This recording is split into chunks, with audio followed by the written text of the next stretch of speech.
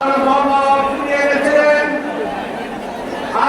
যার হাত ধরে গণতন্ত্র ফিরে পাওয়ার চূড়ান্ত সীমানায় আমরা অপেক্ষা করছি, আমাদের সেই প্রিয় নেতা বিএনপির ভারপ্রাপ্ত চেয়ারম্যান দেশনায়ক জনাব তারেক রহমান।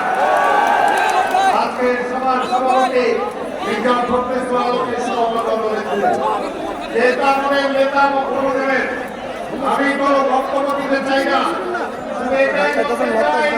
কথাবার্তা বলেন একটু হুঁশিয়ার করে বলবেন। এই আগস্ট অভ্যুত্থানের চূড়ান্ত পর্যায়ে যখন সংকট সমন্বয়কদেরকে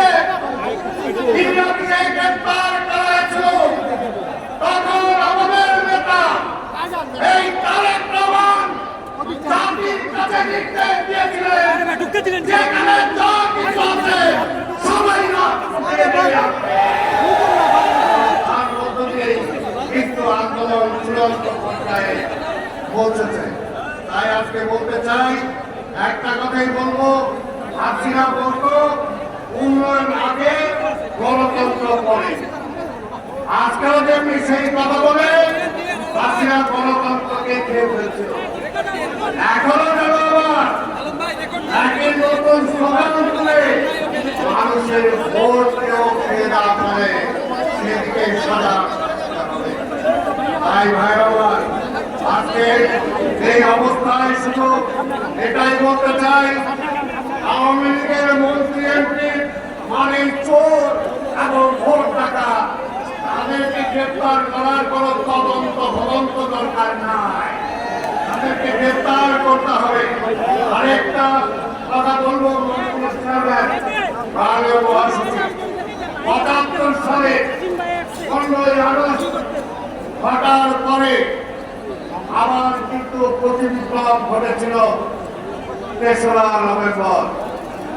আমরা বিশ্বাস করি আপনার সাহসী নেতৃত্বে যদি সেদিন আপনি ঘোষণা না দিতেন, তাহলে তারা আরেকটি প্রতিবিপ্লব ঘটানোর চেষ্টা করেছিল। তারপরেও আমাদেরকে খেয়াল রাখতে হবে এই অভ্যুত্থান যাতে নষ্ট না হয়ে যায়, কারণ সেই সব অভ্যুত্থান নষ্ট হয়েছিল ৭ই নভেম্বর আমাদের নেতা শহীদ রাষ্ট্রপতি জিয়া রহমানের নেতৃত্বে অভ্যুত্থান ঘটিয়ে বিপ্লব ঘটিয়ে জনগণের অধিকার জনগণকে ফিরিয়ে দিয়েছিলেন।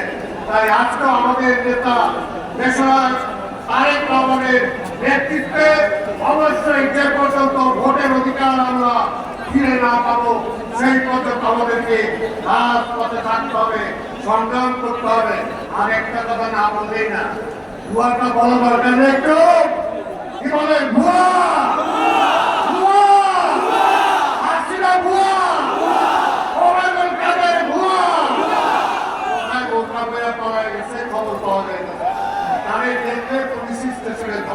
আপনাদের সবাইকে ধন্যবাদ। খোদা হাফেজ। বাংলাদেশ জিন্দাবাদ, বিএনপি জিন্দাবাদ, দেশনায়ক তারেক রহমান জিন্দাবাদ, আমাদের নেত্রী দেশনেত্রী বাংলাদেশ খালেদা জিয়া জিন্দাবাদ, স্বাধীনতার ঘোষক শহীদ রাষ্ট্রপতি জিয়া রহমান অমর হোক।